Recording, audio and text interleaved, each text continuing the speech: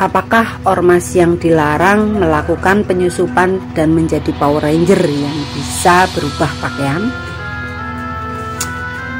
Ya, pagi ini Windy baru saja melihat ada razia warung makan yang dilakukan oleh Satpol PP karena menjual makanan dan melayani pembeli di siang hari. Halo, ada yang salah apalagi ya dengan pemerintah Indonesia? Bukankah Satpol PP itu kepanjangan dari Satuan Polisi Pamong Praja, di mana pengertiannya adalah perangkat pemerintah daerah dalam memelihara ketentraman dan ketertiban umum serta menegakkan peraturan daerah. Nah, bila Satpol PP merazia warung makan di siang hari, apakah warung makan tersebut melanggar aturan hukum positif yang berlaku di daerah tersebut? Bila di daerah tersebut memang memiliki hukum yang melarang seorang atau lebih warga di daerahnya untuk berdagang makanan di siang hari saat bulan Ramadan, sementara penghasilannya adalah dari berdagang makanan tersebut, apa iya pemerintah daerah mampu mengganti penghasilannya yang hilang karena aturan yang ditetapkan atau diterapkan tersebut? Lagian, bukankah ini negara Indonesia yang berlandaskan falsafah Pancasila, bukan berlandaskan falsafah Islam atau khilafah, ya kan? Pertanyaan Windy ada satu lagi. Mengapa tradisi yang dulu sering dilakukan ormas yang kini menjadi ormas terlarang malah justru dilakukan pemerintah melalui Satpol PP-nya? Ada apa gerangan? Ada penyusupankah? Bukankah pada saat bulan Ramadan itu seharusnya nafsu kita dibelenggu?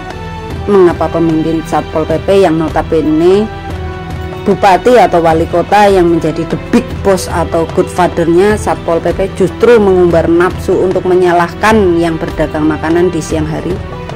Mengapa tidak justru mengekang nafsunya untuk merasa benar sendiri dengan berlindung dari sebuah peraturan dan notabene berbenturan dengan aturan tertinggi dan dasar, yaitu Pancasila? Bila ada aturan daerah yang melarang sekedar kegiatan berdagang makanan di bulan puasa alih-alih menghormati orang yang berpuasa, kenapa harus dilarang?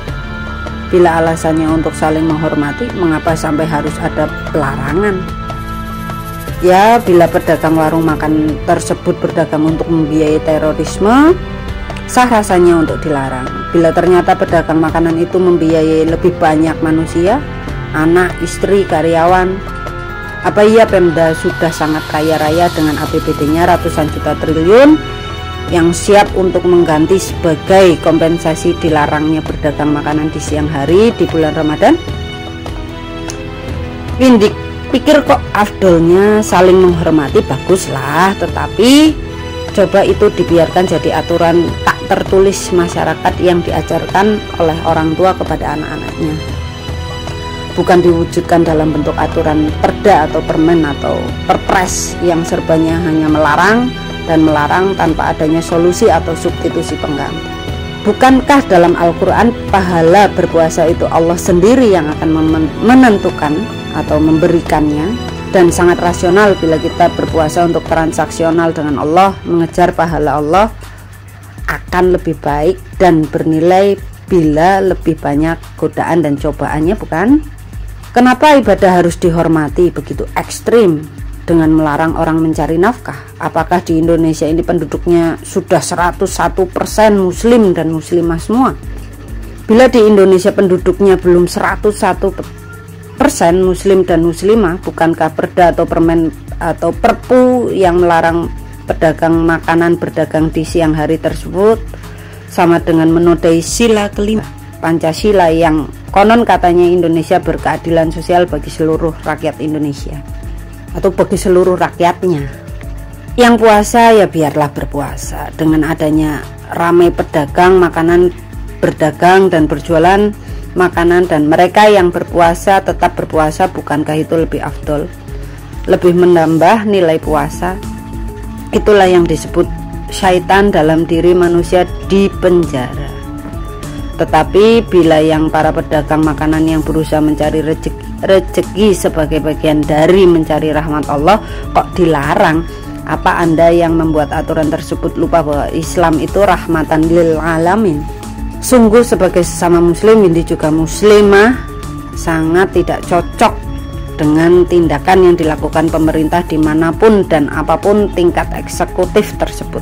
Pahami dengan seksama hingga ke nurani. Coba Bapak Ibu, para gubernur, bupati, wali kota tentang Pancasila yang ada 5 sila.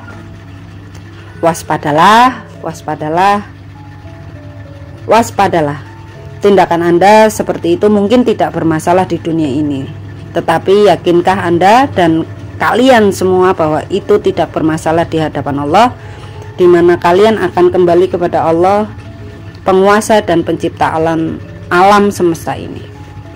Tapi ini sekedar curhatan Windy saja kok. Windy yang bukan seorang eksekutif di pemerintah atau wakil rakyat, tetapi Windy merupakan bagian dari pemegang kedaulatan tertinggi di negara ini. Ya, karena pemegang kedaulatan tertinggi sebuah negara adalah rakyat, Windy hanya sebagai masyarakat kecil yang profesinya sebagai tukang serabutan, ya tukang pemandu wisata, ya tukang bikin program berbasis web, ya tukang foto, ya tukang rias muka orang, ya pengrajin batu mulia, wis pokoknya tukang lah.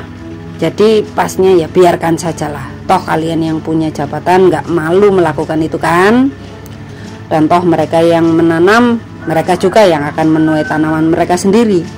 Oke, begitu saja. Salam dari saya, Windy.